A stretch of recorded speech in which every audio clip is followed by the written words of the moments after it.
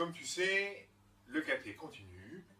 Ah, autrement, parce que là, on ne pourra pas se voir pour de vrai. Mais on peut continuer à chercher, on peut continuer à regarder, on peut continuer... Aujourd'hui, on va t'emmener découvrir un passage très important. Tu vois l'arc-en-ciel? Et bien l'arc-en-ciel, il nous est raconté dans un très beau passage de la Bible, celui de l'Arche de Noé. Bonjour aussi, moi je suis Cora et je m'occupe de la catéchèse sur le diocèse, c'est-à-dire sur tout le département. Et figurez-vous que l'histoire de l'Arche de Noé se trouve dans la Bible. Et pour les enfants, cette histoire est racontée dans beaucoup de petits livres. Et nous, aujourd'hui, on va utiliser et les livres et la vidéo. Par exemple, saintes histoires autour des animaux. Eh bien oui, dans la Bible, il y a des histoires d'animaux.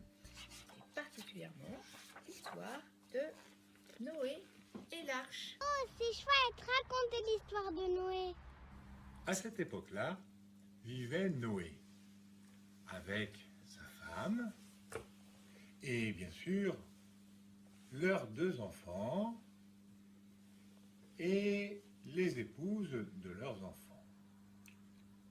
Mais à cette époque-là, il y avait beaucoup d'autres mondes, sauf que les gens étaient devenus méchants, bagarreurs, violents.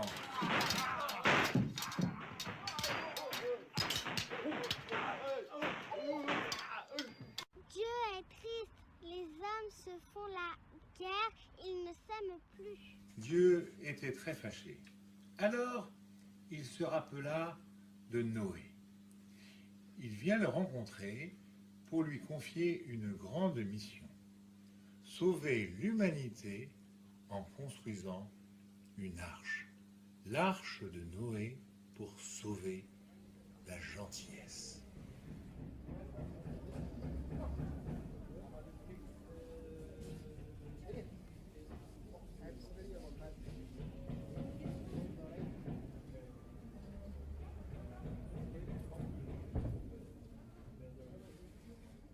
Et voilà, l'arche est prête à accueillir tous les êtres vivants.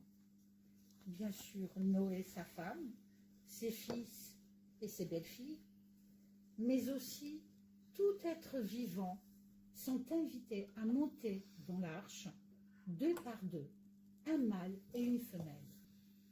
Des animaux à 4 pattes, il y en a de toutes sortes. Mais qu'est-ce qu'on voit encore? Oh, de jolis oiseaux qui viennent aussi 2 par 2. Tous les animaux veulent y être. On en voit des pandas. Mais je parie qu'il y a aussi des ours bruns, des ours blancs. Il y a probablement d'autres animaux. Peut-être des lions. Il y a même des animaux à 4 pattes qui nous font peur. Peut-être des chats. Il y a aussi des brebis. Plein d'animaux. De toutes sortes. Oh, qui c'est que j'aperçois encore? Des zèbres. Un couple de zèbres qui montent au bord de l'arche. Il est fort, Noé, il a amené tous les animaux de la terre.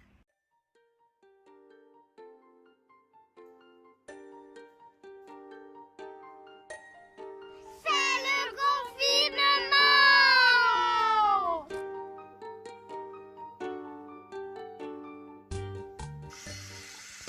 Et puis ce fut le déluge. 40 jours, 40 nuits, en continu, de l'eau, de la pluie.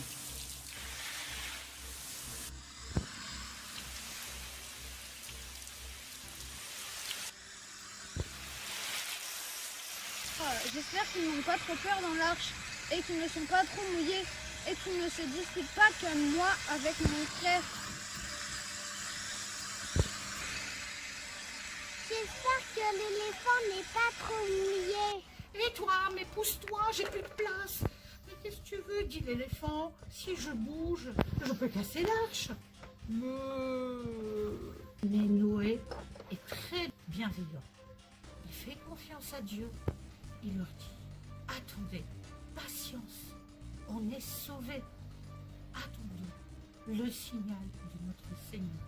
Oui, mais je trouve qu'on est confinés quand même, hein. Et puis moi j'ai faim. Y en a marre de ce confinement. Chers enfants, chers animaux, bientôt, je vous le promets. Mais en attendant, soyez patients. Petit à petit, le calme revient. Petit à petit, l'eau se calme, l'eau ne tombe plus, la barque flotte. Petit à petit, elle redescend et nous arrivons enfin à voir l'avenir. Noé décide de libérer une colombe pour qu'elle s'envole haut dans le ciel et qu'elle cherche s'il n'y a pas quelque part une terre accueillante. Waouh, elle est trop belle la colombe. Les amis, regardez, la colombe est revenue. Elle porte un brin d'herbe verte, elle porte un brin d'olivier vert. La vie est revenue sur la terre. Alléluia. Noé comprit que la colombe avait trouvé un endroit sec sur la terre. Il la relâcha, elle s'envola très loin, la terre sécha, et Dieu dit à Noé, « Sortez tous de l'arche. Désormais, vous pouvez aller où bon vous semble sur toute la terre. Je vous bénis pour toujours. » Dieu doit beaucoup aimer tous les hommes et les animaux. Regardez, il leur propose une nouvelle alliance. Ça, c'est de l'amour.